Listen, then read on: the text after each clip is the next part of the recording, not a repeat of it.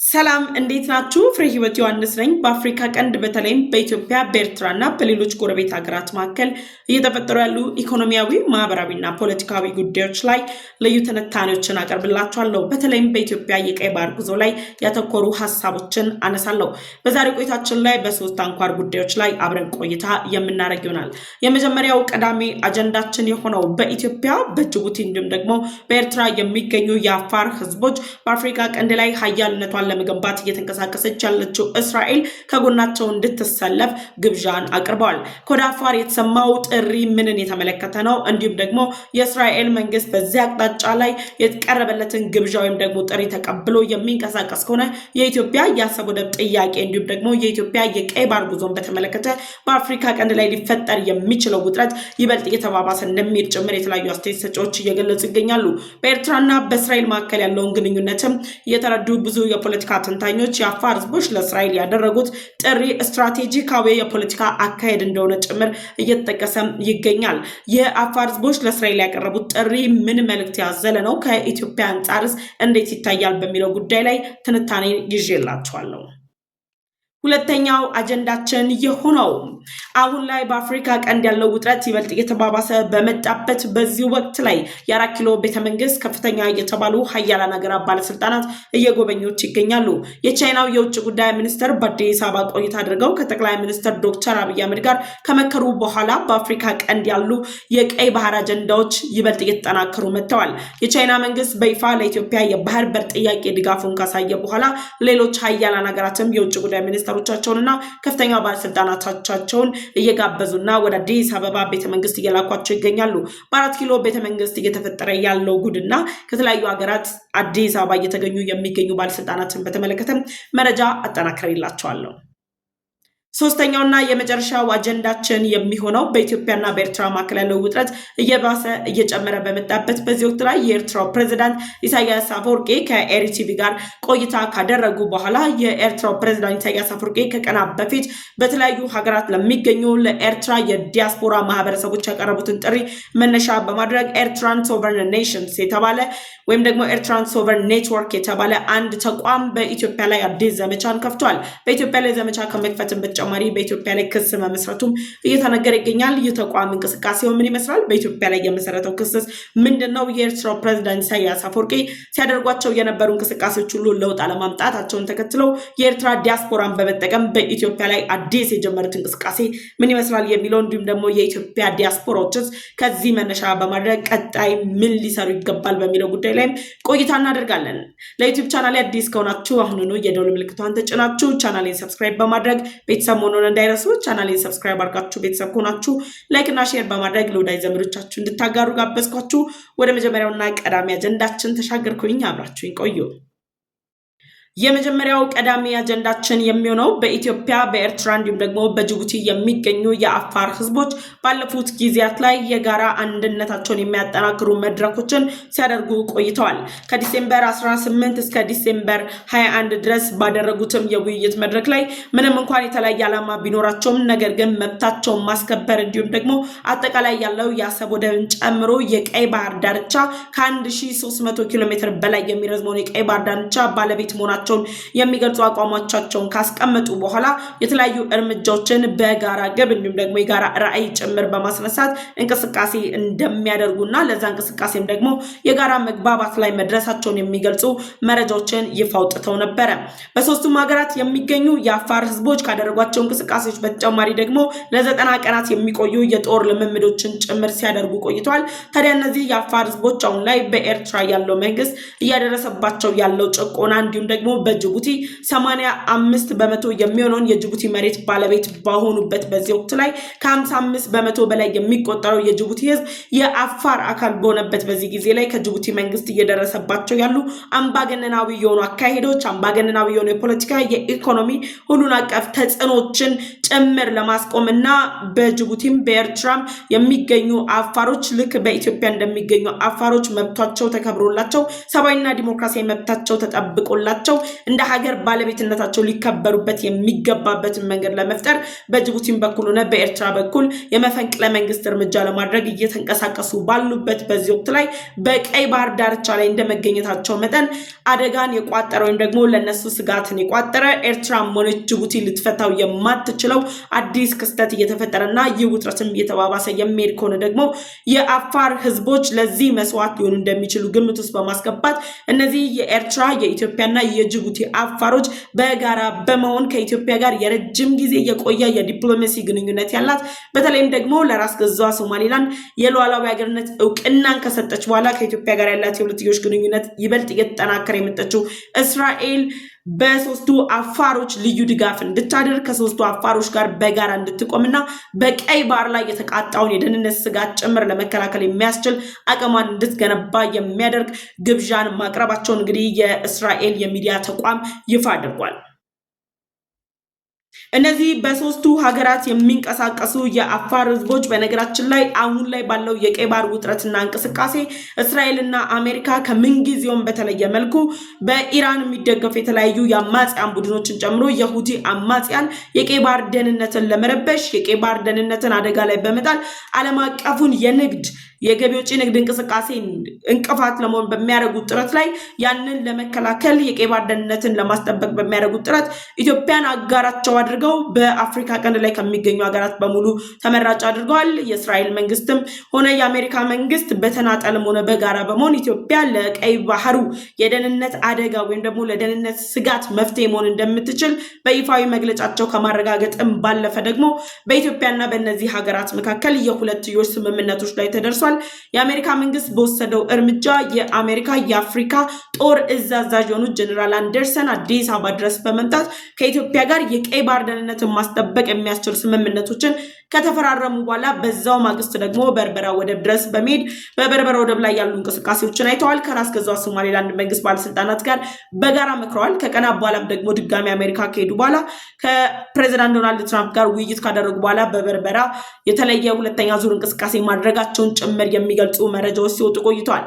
አሜሪካና እስራኤል አሁን ላይ ያለውን የአፍሪካ ቀንድ ውጥረትን ለመፍታት በሚያደርጓቸው እንቅስቃሴዎች በሚያደርጓቸው ጥረቶች እስራኤል ላለፉት 2 ዓመታት በአፋር ወይም ደግሞ ኤርትራ ጅቡቲንና ኢትዮጵያን በሚያዋስኑ የአፋር ህዝቦች መገኛ አካባቢ ላይ የራሷን ተጽዕኖ ለማሳረፍ ወደ ቀይ ባህር በባብ አልመንደብ ወሽመጥ ላይ ስትራቴጂካዊ የሆነውን ቦታ በእጇ በማስገባትና በመቆጣጠር በአፍሪካ ቀንድ ላይ ብቻ ሳይሆን በቀይ ባህር ላይ ሀያልነቷን ለመገንባትና ጠላቶቼ ናቸው የምትላቸው እነ ኢራንን እነ ሁቲ አማጽያን ቡድንን ጭምር ከቀጠናው ላይ ለማስወገድ የምታደርገውን ጥረት ለማጠናቀር ባለፉት 2 ዓመታት በዚህ አካባቢ ላይ ከፍተኛ የሆነ ስትራቴጂካዊ የሆነ ፍላጎት ስታሳይ ቆይታለች። እስራኤል ባለፉት 2 ዓመታት ከፍተኛ የተባለ ፍላጎት ስታሳይበት የነበረው ይህ አካባቢ ላይ ታዲያ በኤርትራ በኩል ጫና እየደረሰባቸው ያሉት የአሰብ ወደብ ባለቤት እንደሆኑ የሚነገርላቸው ብቻ ሳይሆን 1300 ኪሎ ሜትር በላይ የሚሆነው የቀይ ባህር ዳርቻ ባለቤት የሆኑት የቀይ ባህር አፋሮችን ጨምሮ በጅቡቲ የሚገኙ አፋሮች፣ በኢትዮጵያ የሚገኙ አፋሮች በኤርትራና በጅቡቲ መንግስት የሚደርስባቸው ተጽዕኖ በተጨማሪ አሁን ላይ የቀይ ባህርን ደህንነት ለማደናቀፍ እየተንቀሳቀሰ የሚገኘው የሁቲ አማጺ ቡድንና ኢራን በዛ አካባቢ ላይ የሚያደርጉት እንቅስቃሴ የደህንነት ስጋት ወይም ደግሞ ውጥረትን ፈጥሮባቸዋል። ይህ ውጥረት ደግሞ በኤርትራና በጅቡቲ መካከል እስካሁን ድረስ በይፋ ባለቤትነት ወይም ደግሞ የይዞታ ባለቤትነት ያልተሰጠው የጅቡቲና የኤርትራ መንግስት የግጭት ማጠንጠኛ ማዕከል በሆነው በዳንክሌ አካባቢ ላይ ይበልጥ እየተባባሰ የመጣ ጉዳይ በመሆኑ የነዚህ 3 አካባቢ አፋሮች አሁን ላይ እስራኤል በዚህ ቀጠና ላይ ገብታ የየመን ሁቲ ቡድንንም ሆነ የኢራንን እንቅስቃሴ መቆጣጠር የማትችል ከሆነ የቀይ ባህር ጉዳይ አደጋ ላይ ይወድቃል። አሁን ላይ በአፋር ህዝቦች ላይ የተደቀነው ስጋት በቀጥታም ሆነ በተዘዋዋሪ መንገድ እስራኤልን የሚጎዳ በመሆኑ እስራኤል በአፍሪካ ቀንድ ላይ ከምታደርጋቸው እንቅስቃሴዎች ሁሉ እዚህ ላይ ትኩረት በማድረግ የቀይ ባህር አፋሮችን ጨምሮ በኢትዮጵያና በጅቡቲ የሚገኙ አፋሮችን ልዩ ጥበቃ ልታደርግላቸው፣ የጦር መሳሪያ ልታስታጥቅ፣ ወታደራዊ ኃይሏን ልታስተማራና የቀይ ባህር ደህንነትን ልታስጠብቅ ይገባል የሚል ሀሳባቸውን ጭምር አስቀምጠዋል። ይህ ውሳኔ ወይም ደግሞ የአፋር ህዝቦች ይህንን ሀሳብ ያቀረቡበት አሁናዊ ወቅትን ደግሞ ማየትና መገንዘብ ያስፈልጋል። በአፍሪካ ቀንድ ላይ ኃያልነቷን ለመገንባት እየተንቀሳቀሰች ያለችው እስራኤል በቀይ ባህር ላይ የተደቀነባትን አደጋ በቀይ ባህር ላይ የተደቀነባትን ስጋት ለመከላከል በምታደርገው ጥረት የኢራን መንግስት ምንበለው የየመን ሁቲ አማጺ ቡድን በቀይ ባህር ዳርቻ ላይ ለሚያደርገው እንቅስቃሴ የበርበራ ወደብ ላይ ከራስ ገዟ ሶማሊላንድ ጋር ስምምነት ላይ በመድረስ የጦር ቤዟን በመገንባት ወታደራዊ እርምጃን ወስዳ የቀይ ባህር ደህንነትን ለማስጠበቅ እየተንቀሳቀሰች ትገኛለች። ታዲያ እስራኤል ልክ ለራስ ገዟ ሶማሊላንድ የሉዓላዊ ሀገርነት እውቅናን ሰጥታ ወታደራዊ እንቅስቃሴዋን በበርበራ ወደብ ላይ ልትጀምር ስትል እነ ጅቡቲ፣ እነ ኤርትራ፣ እነ ግብጽ፣ የሳውዲ መንግስት፣ ቱርክ በጋራ በመሆን ይህንን ውሳኔ ተቃውመውታል። የአፍሪካ ህብረት ተቃውሞታል። ሌሎች ዓለም አቀፍ ተቋማት ጭምር ተቃውመውታል። ሁሉም ቢቃወሙት የትኛውም ሀገር ተቃውሞን ቢያሰማ ግን ኢትዮጵያ ግን በጉዳዩ ላይ ዝምታ መርጣለች።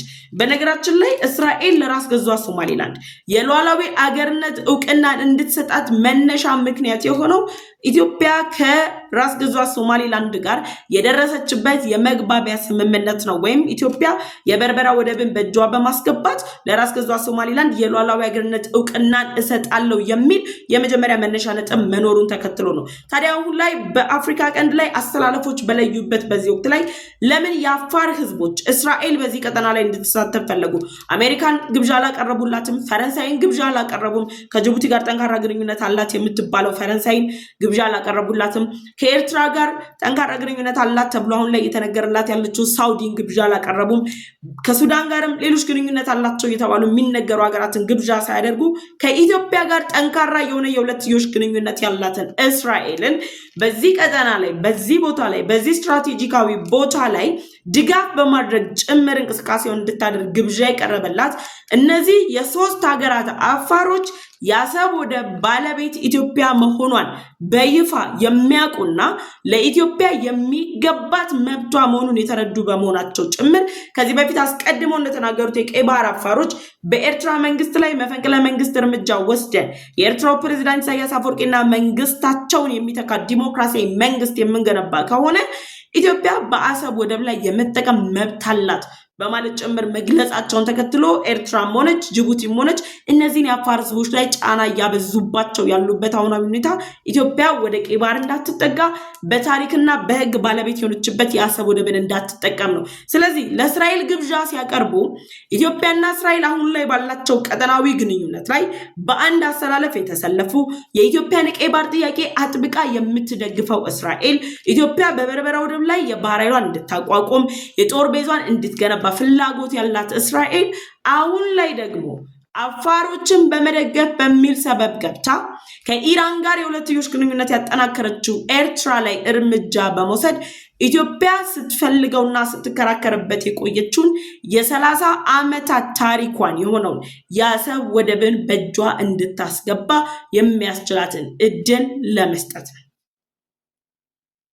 በነገራችን ላይ የእስራኤል መንግስት በዚህ ቀጠና ላይ መጋበዝ ከኢራን ጋር የሁለትዮሽ ግንኙነቷን አጠናክራ ለየመኑ ሁቲ ቡድን ጭምር የቀይ ባህር ደሴቶችን አከራይታ ያለችው ኤርትራ ሳትፈልግ በውዷ ከነዚህ ኃይሎች ጋር ያላትን ግንኙነት እንድታቋርጥና ለእስራኤል እጇን እንድትሰጥ ከማስገደዱም በተጨማሪ አሁን ላይ ኤርትራ ከግብጽና ከሶማሊያ ጋር በማበር እያደረገች ያለችው የውክልና ጦርነት ቅስቀሳን ጭምር እንድታቆም የሚያስገድዳት እርምጃ መሆኑ ነው እየተገለጸ የሚገኘው። በኤርትራና በኢራን መካከል ያለው ሁለትዮሽ ዲፕሎማሲያዊ ግንኙነት ልክ በኢትዮጵያና በኢራን መካከል እንዳለው ዲፕሎማሲያዊ ግንኙነት አይደለም። እዚህ ጋር ብዙዎች ተመሳሳይ ሐሳብ ያነሳሉ። ኢትዮጵያም እኮ ከኢራን ጋር የሁለትዮሽ ግንኙነት አላት ይላሉ። ደን ኢትዮጵያ የጠላቴ ጠላት ሁሉ ጠላቴ ነው ብቻ ሳይሆን ጠላቷን አቅርባ ፎር ኦን ፐርፐዝ ነው የምትጠቀመው። ለራሷ ፐርፐዝ የምትጠቀምበትን የዲፕሎማሲ ብልጠት ያላት ሀገርና ለጥፋት ብቻ ወዳጅነትን የምትጠቀመው ኤርትራን ሁለቱም በአንድ ሚዛን ላይ ማስቀመጥ ተገቢ አይደለም። በኤርትራና በኢራን መካከል ያለው የሁለትዮሽ ግንኙነት የቀይ ባህር ደሴቶችን አሳልፎ እስከ መስጠት ጨምሮ ኢራን ስትራቴጂካዊ የሆኑ ጥቃቶችን በእስራኤል ላይ ለመፈጸም የሚያስችላትን ቁልፍ ቦታ በእጇ እንድታስገባ የሚያደርጋት ነው። በኢትዮጵያና በኢራን መካከል ያለው የሁለትዮሽ ግንኙነት ደግሞ ዲፕሎማሲያዊ ግንኙነት ነው። ኢትዮጵያ የትኛውም ዓለም ላይ ከሚገኝ ሀገር ጋር የሁለትዮሽ ግንኙነቷን ብሔራዊ ጥቅሟን ሉዓላዊነቷን በማይነካ መልኩ የራሷን ብቻ ሳይሆን የጎረቤቶቿን ብሔራዊ ጥቅም በማይነካ መልኩ የሁለትዮሽ ግንኙነቶችን የምታጠናክር በዲፕሎማሲ ዘርፍ በዓለም ላይ ሊጨበጨብላቸው ወይም ደግሞ ሊደነቁ ከሚገባቸው ሀገራት መካከል በቀዳሚነት የምትጠቀስ ሀገር ነች። በኢትዮጵያና በኢራን መካከል ያለውን ግንኙነት ወይም ደግሞ በኤርትራና በኢራን መካከል ያለውን ግንኙነት እያጣመራችሁ የእስራኤል በዚህ ቀጠና ላይ መምጣት ለኢትዮጵያም ስጋት ነው የሚል አካል ካለ አግባብነት የሌለው ነው። ኢትዮጵያ በዓለም አቀፍ ደረጃ ጸረ ሽብር ወይም ደግሞ የአማጺ ቡድን እንቅስቃሴን በአቋም ደረጃ የምትቃወም ያንን ለመከላከል የተለያዩ እንቅስቃሴዎችን የምታደርግ ከየትኛውም የሽብር ቡድን ጋር ከየትኛውም ሃይማኖታዊ መነሻ ይኑረው የገንዘብ መነሻ ይኑረው ከየትኛውም ዓለም ላይ የሚንቀሳቀስ የሽብር ቡድን ጋር የማትጣመር በሽብርተኝነት ላይ የማይናወጥ አቋም ያላት ሀገር ናት። ብሔራዊ ጥቅሟን ብቻ ሳይሆን የጎረቤቶቿን ብሔራዊ ጥቅም ለማስጠበቅ ከየትኛውም ታጣቂ ኃይል ጋር ኢትዮጵያ ኖ ብላ የቆመች ሀገር ነች። ይሄ ባለበት በዚህ ሁኔታ የኢትዮጵያ አፋር፣ የጅቡቲ አፋር፣ የኤርትራ አፋር፣ የጅቡቲና የኤርትራ አፋር መፈንቅለ መንግስት ለመፈጸም የሚያስችላቸውን የጦር ዝግጅት እያደረጉ ያሉ ኃይሎች በ2026 በጅቡቲ የሚደረገው ምርጫ ኦማር ጊሌ እንዳያሸንፍ ጭምር የጅቡቲ አፋሮች መፈንቅለ መንግስት እንፈጽማለን ብለው እየተንቀሳቀሱ ያሉ አፋር ህዝቦች በኤርትራ ላይ ደግሞ የኤርትራው ፕሬዝዳንት ኢሳያስ አፈወርቂ ላይ መፈንቅለ እርምጃ እንወስዳለን እያሉ ያሉት የቀይ ባህር አፋሮች እነዚህ አፋሮች በጋራ በመሆን ከኢትዮጵያ ጋር የኢትዮጵያን ጥቅም ባስከበረ መልኩ ከኢትዮጵያ ጋር አጋር የሆነችው እስራኤል የየመኑ ሁቲ ቡድንና ኢራን በቀይ ባህር ዳርቻ ላይ በዚህ ስትራቴጂካዊ ቦታ ላይ በመሆን በእስራኤል መርከቦች በእስራኤል የገቢዎች ንግድ እንቅስቃሴ ላይ የደህንነት ስጋትን እንዳይደቅኑ እስራኤል መታ ትከላከል ብቻ ሳይሆን እኛን ትደግፈንና እኛ እነዚህ ሶስት አፋር ህዝቦች ደግሞ የቀይ ባህር ደህንነትን እናስጠብቅ። በሌላ ቋንቋ በሌላ አማርኛ ደግሞ እስራኤል ሆይ የኢትዮጵያን የቀይ ባህር ጥያቄ ትደግፊያለሽና የአሰብ ወደብ ባለቤት የሆነው እኛ የአሰብ ወደብ ጋር የሚወስደው የቀይ ባህር ዳርቻ ባለቤት የሆነው እኛ የአፋር ህዝቦች ለምትደግፊያት ለምትወጃት አጋርሽ ለሆነችው ኢትዮጵያ አሰብ ወደብን አሳልፈን የምንሰጥበት ኢትዮጵያን ወደ ቀይ ባህር የምናስገባበትን እድል ወይም ደግሞ መንገድ ክፈችልን የሚል ጥያቄ ነው ያቀረቡት። እስራኤል ይህንን ግብዣ ትቀበለዋለች የሚለው በጥያቄ ምልክት ውስጥ ይቀመጣል። ኦፍኮርስ ትቀበለዋለች። ምክንያቱም እስራኤል በአፍሪካ ቀንድ አጋር የሆነቻት የኢትዮጵያን ብሔራዊ ጥቅሟን ማስጠበቅ ትፈልጋለች። በአፍሪካ ቀንድ ላይ ሀያልነቷን መገንባት ትፈልጋለች። በአፍሪካ ቀንድ ላይ የሚገኙ ሀገራትን በመጠቀም የእስራኤልን ብሔራዊ ደህንነት አደጋ ላይ የጣሉ ኢራንና የየመኑ ሁቲ ቡድን ጋር የተጣመሩ ኃይሎችን መቅጣት ትፈልጋለች። ስለዚህ ኤርትራንም እንበል ጅቡቲን እንበል፣ እንደውም የጅቡቲማ የተለየ እኮ ነው። ራስ ገዟ ሶማሌላንድ የሉዓላዊነት እውቅናን ስታገኝ ልክ ረጅም ዓመት ታሪክ እንዳላት ሀገር እንዴት ራስ ገዟ ሶማሌላንድ የሉዓላዊነት እውቅናን ታገኛለች? የሶማሌን አንድነት ተጥሶ የትኛው የመንግስት ጥንካሬ ነው ብሎ ዲፕሎማሲያዊ ግንኙነቷን ጭምር ነው ያቋረጠችው እኮ ጅቡቲ።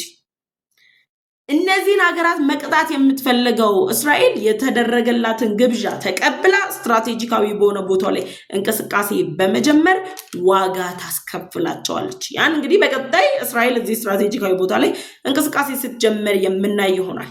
ስለዚህ በጥቅሉ የኢትዮጵያ የኤርትራ እንዲሁም የጅቡቲ አፋሮች ለእስራኤል መንግስት ድጋፍ እንዲደረግላቸው የጦር እንቅስቃሴያቸው በጦር መሳሪያ እንዲታገዝ የፖለቲካ ጫና ዲፕሎማሲያዊ ጫና እንዲፈጠርላቸው ኮዝ እስራኤል የወሰነችውን ውሳኔ ዓለም ተስማምቶ ሆነ ሳይስማማም ሊቀበለው ግዴታ አለበት ተብሎ በሚታመንበት በዚህ ጊዜ ላይ ከእስራኤል ውጭ አጋር ሊያደርጓት የሚገባት ሀገር ስለሌለች ይህንን አቅርበዋል። እስራኤል ትቀበላለች የሚል እምነት አለኝ እኔ። የእናንተን ሀሳብ አስተያየታችሁን ደግሞ ኮሜንት ሴክሽን ላይ አስቀምጡልኝ። ወደ ሁለተኛው መረጃችን ተሻገርኩኝ። ሁለተኛው አጀንዳችን እንግዲህ ኢትዮጵያ አሁን ላይ እያደረገች ያለችው እያመጣችው ያለችውን የፖለቲካ የዲፕሎማሲ የኢኮኖሚ እድገት በስፋት እየተቃወመች የምትገኘው ኤርትራም ግብፅም እንዲሁም ደግሞ እነ ጅቡቲ እነ ሶማሊያ ጋር ሀያላኑ ሀገራት እያደረጓቸው ያሏቸው ጉዞች በጣት የሚቆጠሩ በአመታት ውስጥ እንደ ክስተት የሚታዩ ድንገት አንድ የሀያል መንግስት ባለስልጣንም ሲሄድላቸው እንግዲህ ከጀግና አቀባበል ያላነሰ አቀባበል አድርገው የአፍሪካ ቀንድ ቁልፍ ስትራቴጂካዊ አጋር ነን ብለው እያሰሩ ባሉበት በዚህ ወቅት ላይ እንግዲህ አንድ ወር ባልሞላ ጊዜ ውስጥ የ4 ኪሎ ቤተ መንግስት የዓለማችን ሀያላን ሀገራትን ቁልፍ ባለስልጣናትን እያስተናገደ ነው የሚገኘው። በ4 ኪሎ ቤተ መንግስት ባሳለፍነው ሳምንት ወይም ደግሞ ከቀናት በፊት የቻይና የውጭ ጉዳይ ሚኒስተር ተገኝተው ነበር። የቻይና የውጭ ጉዳይ ሚኒስተር ከጠቅላይ ሚኒስትር ዶክተር አብይ አህመድ ጋር ምክክር ካደረጉ በኋላ የቻይና መንግስት የኢትዮጵያን የቀይ ባህር ጉዞ ወይም ደግሞ ኢትዮጵያ የባህር በር ለማግኘት ያቀረበችውን ጥያቄ እንደሚደግፉ በይፋ አረጋግጠዋል።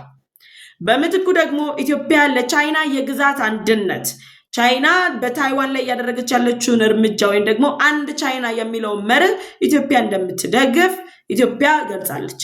በሁለቱ ሀገራት መካከል ያለው የሁለትዮሽ ግንኙነት ሲጠናከር ቻይና ከጊዜያት በፊት እኮ በኤርትራ የቻይና ባለስልጣን ጉብኝት አድርገዋል። ያ ጉብኝታቸው ግን እንደ ኢትዮጵያው ጉብኝት ትርፋማ እንደማይሆን ጭምር ይታወቃል። በኢትዮጵያ የዲፕሎማሲ ትርፍ አለ፣ የኢኮኖሚ ትርፍ አለ፣ የፖለቲካዊ ትርፍ አለ። እነ አሜሪካ፣ እነ እስራኤል፣ እነ ፈረንሳይ አሁን ላይ መዳረሻቸውን ኢትዮጵያ ባደረጉበት በዚህ ወቅት ላይ ቻይና ቆሞ ቀር ከሆነችው ኤርትራ ጋር አብራ ልትቆም አትችልም። ከማያድግ ኢኮኖሚ ካላት ኤርትራ ጋር አብራ ልትቆም አትችልም። ዲሞክራሲ ካለመደችው ኤርትራ ጋር አብራ ልትቆም አትችልም። ቻይና እኮ ኤርትራን አስከትላ የዲፕሎማሲ ጫና ልፍጠር ብትል ማንም ላይ ተጽዕኖ መፍጠር አትችልም። ለምን? ኤርትራ በራሷ በግብፅ የዲፕሎማሲ ጫና እየተፈጠረባት ያለች ሀገር ነች። የአልሲሲ የውክልና መንግስት ነው ኤርትራን እየመራት ያለው። በነገራችን ላይ ፕሬዚዳንት ኢሳያስ አፈወርቂ አይደሉም የሚመራት፣ ፕሬዚዳንቱ አብዱልፈታህ አልሲሲ ናቸው። ውክልና ነው ስምሪት እየተሰጣቸው ያለው።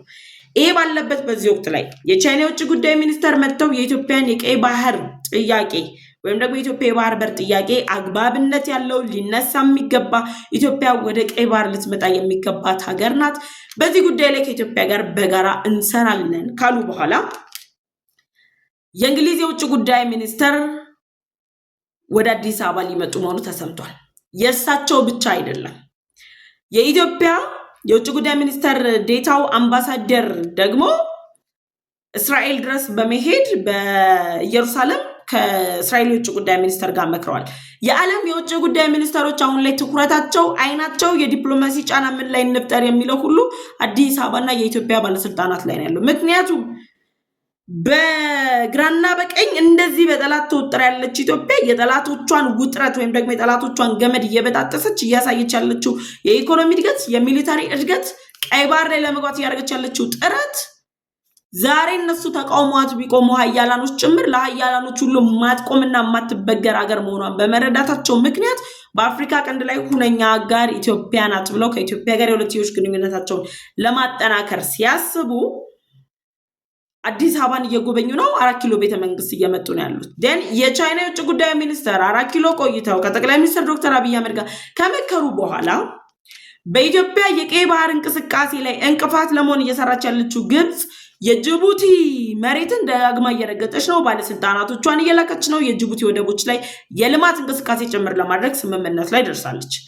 ታዲያ በዚህ ውጥረት ጊዜ የኢትዮጵያው ጠቅላይ ሚኒስትር ዶክተር አብይ አህመድ ደግሞ የጅቡቲ ባለስልጣናት የረገጡት ዶራሌ ወደብ ላይ ሄዱና ጅቡቲ ከኢትዮጵያ ጋር ያላትን አጋርነት ማጠናከር እንዳለባት ስትራቴጂካዊ ጥምረት መሆኑን የዶራሌ ወደብ ለግብፅ ተሰልፎ የሚሰጥ ሳይሆን የማልማት አቅም ካላት ከኢትዮጵያ ጋር መጣመር እንዳለባቸው ጭምር የሚገልጽ ውይይት አደረጉ።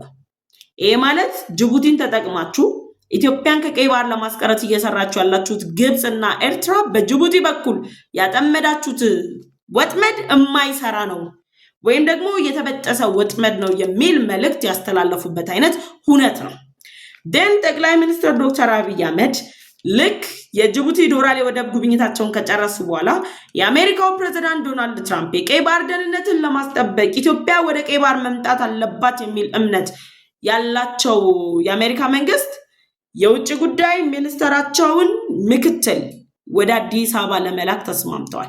ወይም ደግሞ አዲስ አበባ ሊልኳቸው ነው። አዲስ አበባ የሚመጡት እኚህ ባለስልጣን አዲስ አበባ ብቻ ለሚመጡት ኢትዮጵያ ወደ ቀይ ባህር እንዳትጠጋ እየሰራች ያለችው ጅቡቲ ይሄዳሉ። ደን ደግሞ ኢትዮጵያን ወደ ህንድ ውቅያኖስ ለማስገባት ከኢትዮጵያ ጋር ተጣምራ እየተንቀሳቀሰች ያለችው ኬንያም ጉብኝት ያደርጋሉ።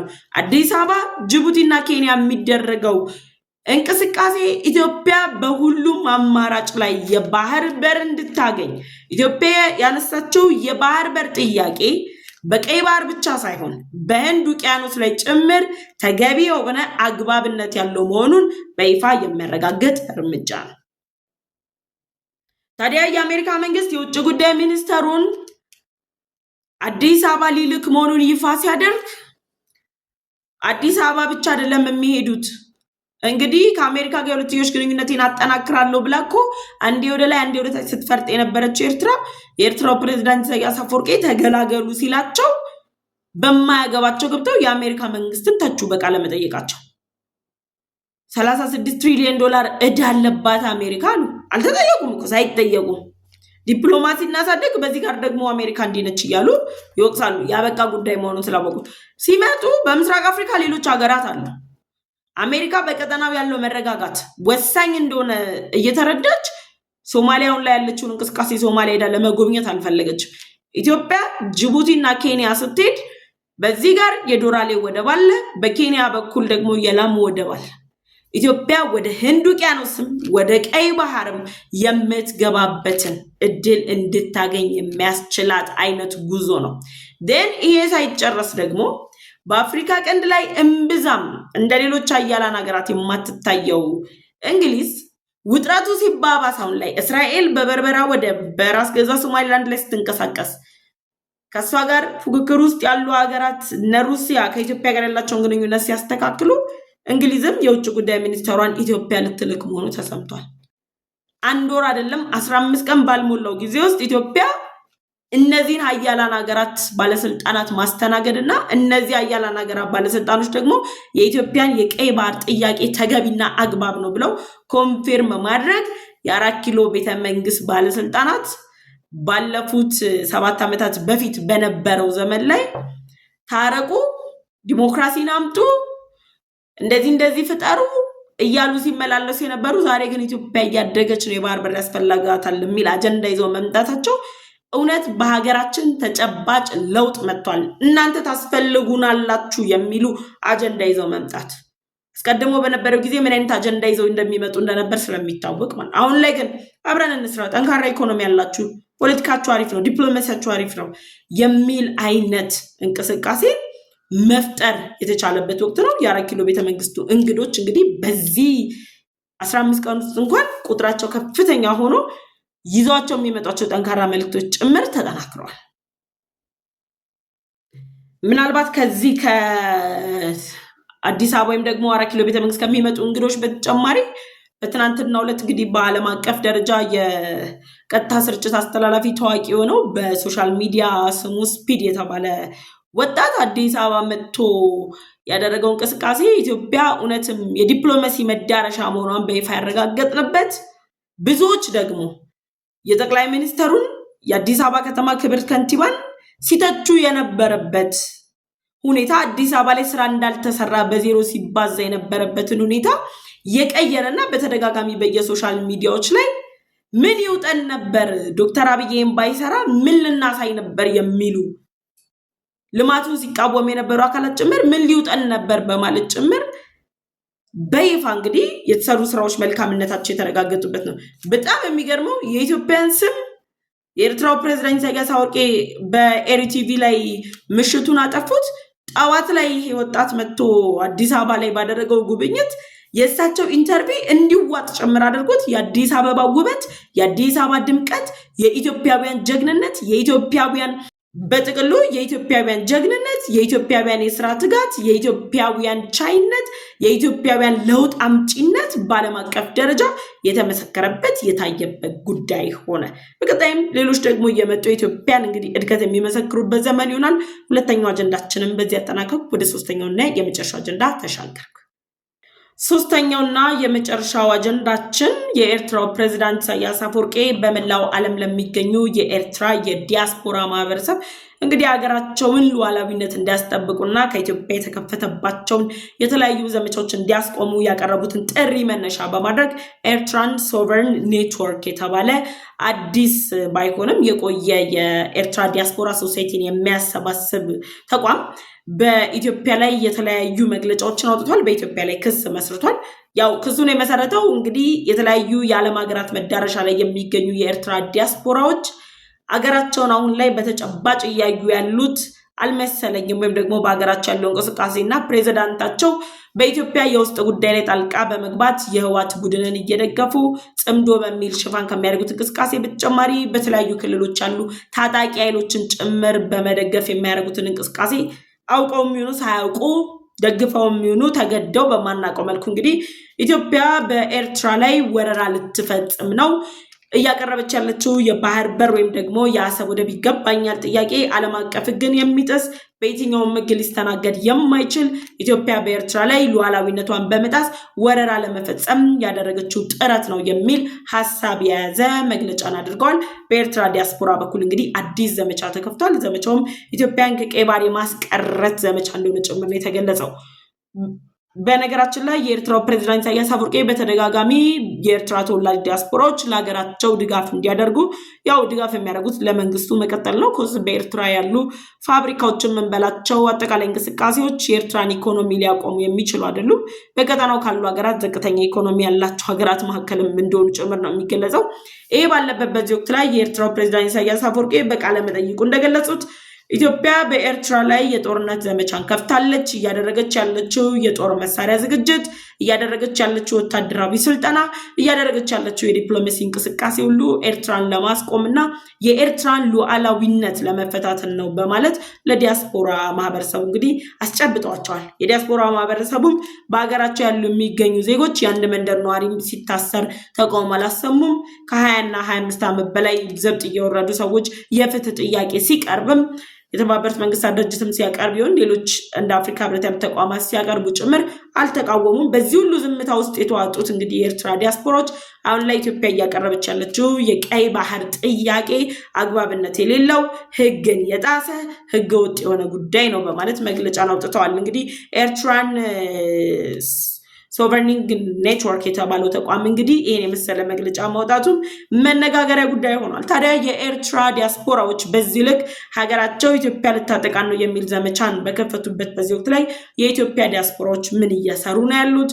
የኢትዮጵያ ዲያስፖራዎችስ ሚናቸው ምንድን ነው የሚለውን ደግሞ ማየት ያስፈልጋል። የኢትዮጵያ ዲያስፖራዎች በህዳሴ ግድቡ ላይ ያደረጉት ትብብር ህዳሴ ግድቡ ከመጀመሪያው ጀምሮ እስኪጠናቀቅ ድረስ ዓለም አቀፍ የሆኑ ዝግጅቶችን በማዘጋጀት መድረኮችን በመፍጠር የህዳሴ ግድቡ በኢኮኖሚካሊ እንዳይጎዳ ጭምር ሰፖርት በማድረግ ሲያደርጉት የነበረው ሚና ሲጫወቱት የነበረው ሚና አሁን ላይም ደግሞ በኢትዮጵያ ቀይ ባህር ጉዞ ላይ በአሰብ ወደብ ታሪክና የህግ ባለቤትነት ጉዳይ ላይ የሚደግሙታል ተብሎ ይታመናል። እንግዲህ የኤርትራ ዲያስፖራዎች በዚህ መልክ ኢትዮጵያ ላይ ክስ በመመስረት ጭምር እንቅስቃሴያቸውን ጀምረዋል።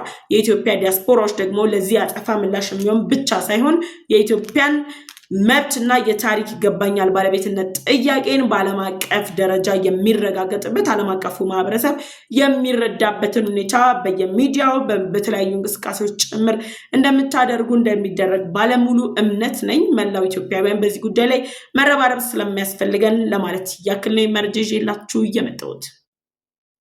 እኔ ፍሬ ህይወት ዮሐንስ ነበርኩኝ አብሬያችሁ ቆይታ ያደረኩት። በአፍሪካ ቀንድ በተለይም በኢትዮጵያና በኤርትራ በሌሎች ጎረቤት ሀገራት መካከል እየተፈጠሩ ያሉ ኢኮኖሚያዊ፣ ማህበራዊና ፖለቲካዊ ጉዳዮች ላይ ያተኮሩ ትንታኔዎችን አቀርብላችኋለሁ። ለዩቲዩብ ቻናሌ አዲስ ከሆናችሁ አሁኑኑ የደወል ምልክቷን ተጭናችሁ ቻናሌን ሰብስክራይብ በማድረግ ቤተሰብ እንድትሆኑ ጋብዛችኋለሁ። ቻናሌን ሰብስክራይብ ካደረጋችሁ በኋላ ላይክ እና ሼር በማድረግ ለወዳጅ ዘመዶቻችሁ እንድታጋሩ ጋበዝኳችሁ። በቀጣይ በሌሎች ፕሮግራሞች እመለሳለሁ። መልካም ጊዜ